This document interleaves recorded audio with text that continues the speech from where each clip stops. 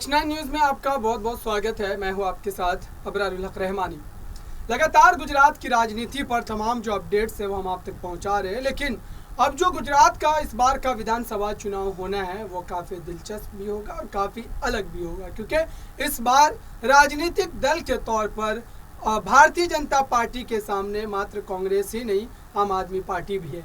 और आम आदमी पार्टी सिर्फ चुनाव लड़ नहीं रही है बल्कि चुनाव जीतने के लिए चुनाव लड़ रही है। और यही वजह है कि बीजेपी लगातार उनके एक तरीके से जो रैलियां की जा रही है अरविंद केजरीवाल की तरफ से और तमाम जो भीड़ इकट्ठा हो रही है उसको देख करके बीजेपी एक तरीके से घबराई हुई है, क्योंकि लगातार लंबे समय से बीजेपी का शासन गुजरात में है और उनको इस बात का भी डर है कि कहीं जनता का मूड बदला तो फिर बीजेपी के साथ साथ प्रधानमंत्री नरेंद्र मोदी के उन तमाम वादों की भी पोल खुलती नजर आएगी, जिन वादों के तहत आज देश के अलग अलग राज्यों में उन्होंने अपनी सत्ता कायम की है।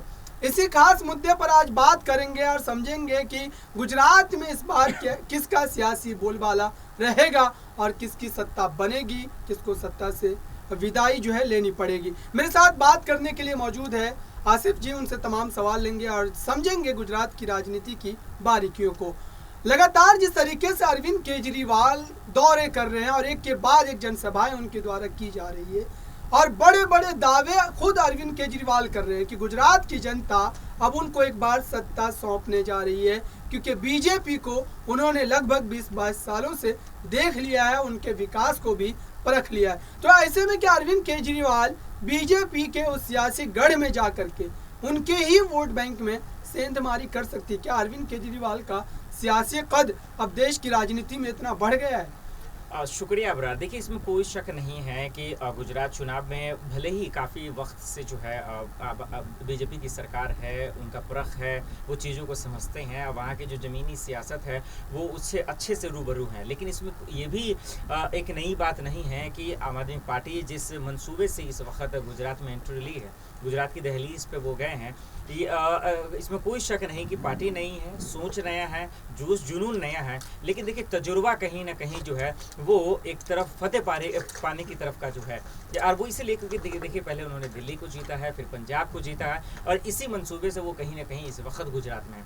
अब देखिए 2-3 बात अहम चीज़ है जो हम इस पर अगर हम रखने की कोशिश करें तो समझ में आए। देखिए, सबसे पहली बात मजबूतियाँ क्या है, तब समझ में आएगा कि ये बीजेपी से मुकाबला कर सकते हैं या नहीं। देखिए, एक होता है जुमलेबाजी, हवाबाजी, वो सबसे बड़ी बात माफ कीजिए आम आदमी पार्टी की तरफ नहीं है। ये जो बोलती है वो करती है। सबसे बड़ी ताकत इनका पहला यही है आम आदमी पार्टी का कि ये जो कहती है वो कर दिखाती है, और इसी वजह से दिल्ली के बाद पंजाब के लोगों ने इन्हें प्यार दिया, इन्हें दुलार दिया और देखिए आज वहाँ की सरकार बन गई। दूसरा जो इनकी सबसे बड़ी मजबूती है वो ये कि ज़्यादातर ये हिंदू मुसलमान नहीं करते, ज़्यादातर क्या ये करते ही नहीं हैं, कंट्रोवर्सी में फंसते नहीं, न खुद बयान देते हैं और जब कोई नेता देता है तो उस पर ये पलटवार नहीं करते। तो दूसरी मजबूती इनकी सबसे बड़ी है। तीसरा ये कि देखिए ये इनके जो नेता हैं और हाई कमान नेता आम आदमी पार्टी के, वो एसीयू में नहीं बैठते हैं, वो ज़मीन पे काम करते हैं। जैसा कि अभी आप खुद ही आपने कहा शुरुआती दौर में, देखिए इस वक्त केजरीवाल जी हैं, मनीष सिसोदिया हैं, लगातार गुजरात में इस वक्त डटे हुए हैं, कभी रोड शो, कभी तिरंगा यात्रा, कभी बयान दे रहे हैं, संबोधित कर रहे हैं।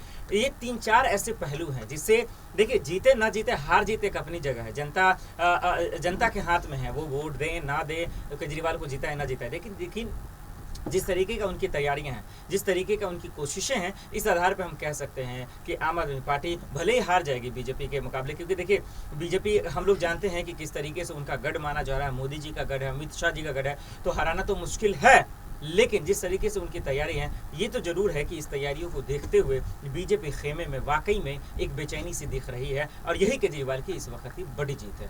बिल्कुल, ये तमाम बातें जो है गुजरात की सियासत में देखने को मिल रही है, लेकिन आप ही के जवाब से एक सवाल है मेरा कि दरअसल जिस तरीके से बीजेपी अपनी राजनीति करती है और एक टेढ़ी राजनीति आप कह सकते हैं अरविंद केजरीवाल की आम आदमी पार्टी से अगर उसका कंपेयर किया जाए, तो दरअसल आपने खुद जिक्र किया कि वो एक तरीके से धार्मिक उन्माद विवाद वाली जो राजनीति उससे कहीं ना कहीं खुद को बचाए रखता है, और बीजेपी का वही सियासी पिच है। क्या बीजेपी जब आने वाले एक तरीके से चुनाव जो नज़दीक आएगा, अगर उस समय इन तमाम धार्मिक मुद्दों को लेकर के अगर अरविंद केजरीवाल को घेरने की कोशिश की जाएगी, तो क्या अरविंद केजरीवाल खुद को बचा पाएंगे और विकास के मुद्दे पर इस चुनाव को वो करवा पाएंगे? क्योंकि विकास के मुद्दे पर बीजेपी चुनाव नहीं लड़ती है। देखिए वाकई लाजमी सवाल है, और इस सवाल का जवाब मैं थोड़ा सा वक्त भी चाहूँगा। देखिए दरअसल अगर हम पहले दिल्ली के चुनाव की तरफ आपको ले जाते हैं, देश के गृह मंत्री अमित शाह जी, अनुराग ठाकुर, प्रवेश वर्मा जो बीजेपी के सांसद हैं, कपिल मिश्रा जो किस तरीके का उन्होंने बयान दिया जिसकी वजह से हम सब ने देखा जाफराबाद तमाम जगहों पर दंगे हुए, दिल्ली दंगे हुए। उसके बाद देश के प्रधानमंत्री नरेंद्र मोदी खुद कपड़ों से पहचान लेने वाली बात कही, अमित शाह ने करंट वाली बात कही, गोली मारो गद्दारों को डैश। उसके बाद हम सब ने देखा किस तरह से अनुराग ठाकुर ने कहा। तो दिल्ली चुनाव में पूरी जान लगा दी उन्होंने हिंदू मुसलमान करने की, हर एक मुद्दे को हिंदू मुसलमान बनाया, लेकिन टस से मस नहीं हुए अरविंद केजरीवाल, जबकि शाहीन बाग का प्रोटेस्ट चल रहा था, जामिया में प्रोटेस्ट चल रहा था इसके बावजूद। तो लिहाजा ये समझ में तो आ गया कि केजरीवाल को हिलाना खास करके बीजेपी के लिए मुश्किल नहीं नामुमकिन है। दूसरी बात, जब यूपी का चुनाव 2022 के वक्त विधानसभा चुनाव हो रहे थे, तब भी आम आदमी पार्टी वहाँ कोशिश की, तिरंगा यात्रा भी की अयोध्या में, और उसके बाद जब उन्हें लगा कि नहीं हम नहीं जीत सकते हैं, वो बैकफुट पे आ गया। खुद ही उन्होंने बयान दिया कि दरअसल हम नहीं यूपी में लड़ना चाहते क्योंकि यहाँ हिंदू मुसलमान होता है, और यहाँ हिंदू मुसलमान पे जिसके सबसे ज़्यादा ताकत है वही जीत सकती है। और वही बात हुई। देखिए आज बीजेपी की सरकार है, योगी जी सीएम बन गए और वहाँ उनकी ताकत है। तो इस लिहाज से हम कह सकते हैं कि बीजेपी की ताकत तो हिंदू मुसलमान की है, हर एक मुद्दे पर वो हिंदू मुसलमान ही करती है, और इसीलिए आम आदमी पार्टी उस पर बहस ही नहीं करती, और यहीं पे बीजेपी कमज़ोर हो जाती है।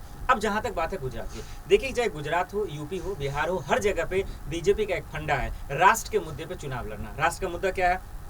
आर्टिकल 370 है, राम मंदिर है, 3 तलाक है। ये ऐसे मुद्दे हैं जिस पे आप हर एक एंगल से हिंदू मुसलमान कर ही लेंगे, और इसी मुद्दे पे बीजेपी बहस ही नहीं करना चाहते। माफ़ कीजिए, आम आदमी पार्टी पे कहाँ जाती है? शिक्षा पे बात कीजिए, दम है तो, बेरोजगारी पे बात कीजिए, महंगाई पे बात कीजिए, अस्पताल पे बात कीजिए, और इन मुद्दों पे बीजेपी चाह कर भी अपने पैर पे कुल्हाड़ी नहीं मारेगी। तो अब आप देख ही सकते हैं कि कंट्रोवर्सी में वो फंसती नहीं है। और बिल्कुल आपने सही कहा कि बीजेपी की ये ताकत तो है, लेकिन केजरीवाल को चाह कर भी वो ऐसे मुद्दों पर नहीं फंसा सकते। लेकिन अभी जिस तरीके से आपने देखा कि अरविंद केजरीवाल वहां पर जा करके तमाम जो राजनीतिक सभाएं कर रहे हैं, उसके करने के बाद से लगातार उनके खिलाफ जो है बंदिशें बांधनी शुरू कर दी गई है बीजेपी के द्वारा। लगातार उनके कई लीडरों को परेशान किया जा रहा है। जो आरोप लगाए जा रहे हैं अरविंद केजरीवाल की तरफ से, चाहे वो अमानतुल्लाह खान हो, मनीष सिसोदिया हो, इन तमाम जैसे नेताओं को, जिनकी वजह से जो है आम आदमी पार्टी एक बड़ी जीत को हासिल करने के करीब जा सकती थी, वैसे तमाम नेताओं को या तो सीबीआई ईडी के द्वारा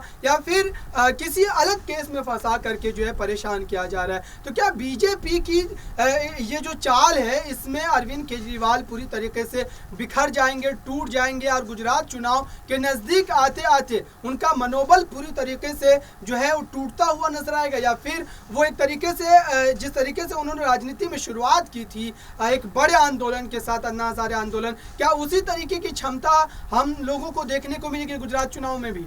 देखिए अबरार, वक्त की कमी है, नहीं तो मैं इसको जवाब थोड़ा विस्तार से देना चाह रहा था, लेकिन आखिरी में मैं यही कहना चाहूँगा। देखिए बीजेपी कितना भी जाल बचा ले, लेकिन केजरीवाल के पास जो माइंड है, जो फार्मूला है, जो अकल है उनके पास, वो उसको बांधना बीजेपी के लिए बहुत बड़ा मुश्किल है।